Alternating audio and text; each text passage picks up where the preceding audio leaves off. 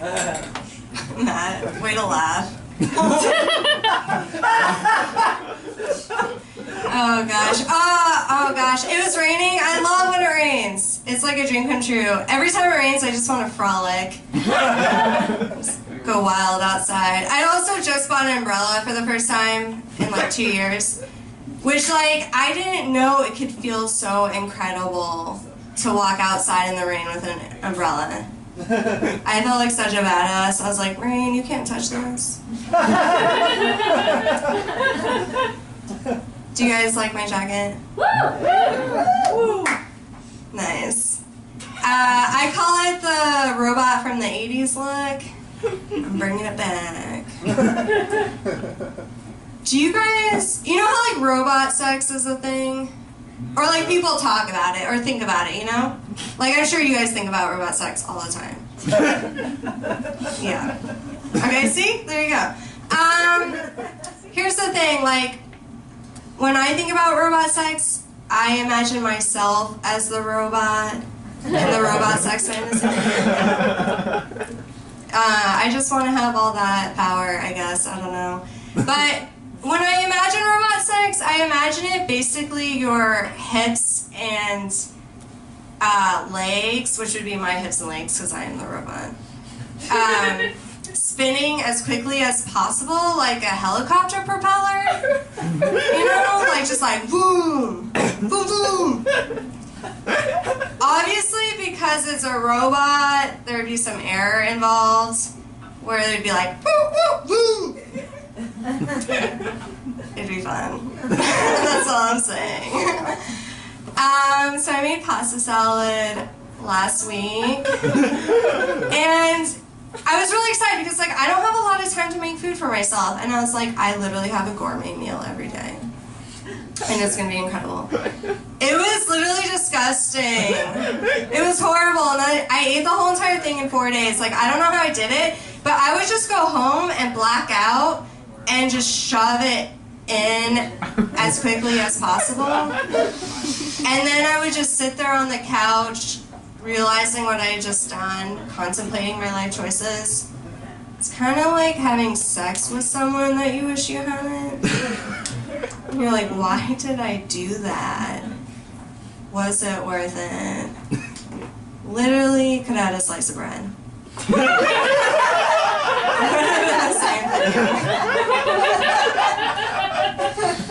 So all my friends are engaged, and like, yeah, I panicked. I was like, I gotta go. I gotta get a plane ticket and surprise this guy.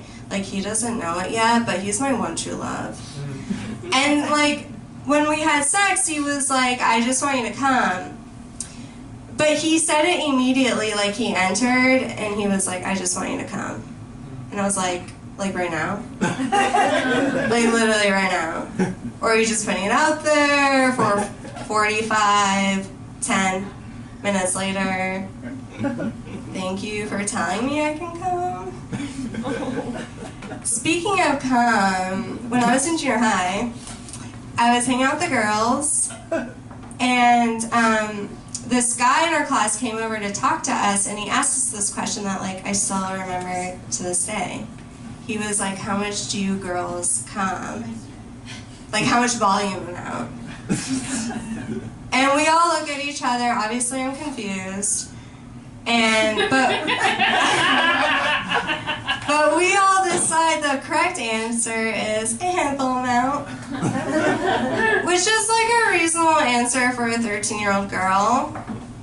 But then he was like, well, I come a bucket ton. Which honestly made me feel self-conscious. I was like, am I supposed to be coming a bucket ton? Like, I don't know what that entails, but maybe I should be doing it. It was also weird because when I had sex for the first time, I was like, is that it? Like, this guy in junior high could come a bucket ton. I don't know what's going on with you. Sleeping, it's like really stressful. The worst thing that can happen with sleeping is that you wake up in the middle of the night, you know what I mean? Like, then what do? Drink a glass of warm milk? Sick. Listen to Harry Potter and tape, probably. Honestly, like, my favorite part about sleeping is getting to bed and getting into my pajamas, which happens at 8 p.m. Like, tonight's a special occasion, but, you know. And also, what is the deal with sharing a bed with someone for the rest of your life? I'd like to deal with my allergies alone, thank you very much. I get it though, like the cuddling aspect, fuck yeah. I'm so good at cuddling that I'll push you off the bed. I was cuddling with this guy and he was like, oh, you're pushing me off the bed. And I was like, oh, I'm sorry. I thought we were cuddling. And so of course I move over, but then he starts to reach for me. And I'm like, you know, you're kind of giving me mixed signals here. Like, do you not want to cuddle or do you want to be pushed off the bed? Let me know. When my mom heard that cuddling bitch, she was like, I can totally relate to that. I was like, ew, sick, Mom. I don't want to know that you cuddle with my dad the same way that I cuddle with random strangers in the night. Sick.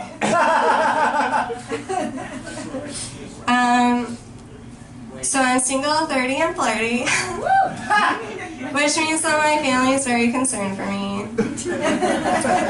And so my cousin, my second cousin, was like, Aviel, I have a really nice Jewish boy for you. He lives in Toronto, which, by the way, is a 12-hour drive. And he's my cousin. But he's on my father's side, so you guys aren't related. And I was like, kind of sounds like we're related. But I thought about it more. I was like, you know what? If he's attractive, makes a lot of money, yeah, let's do it.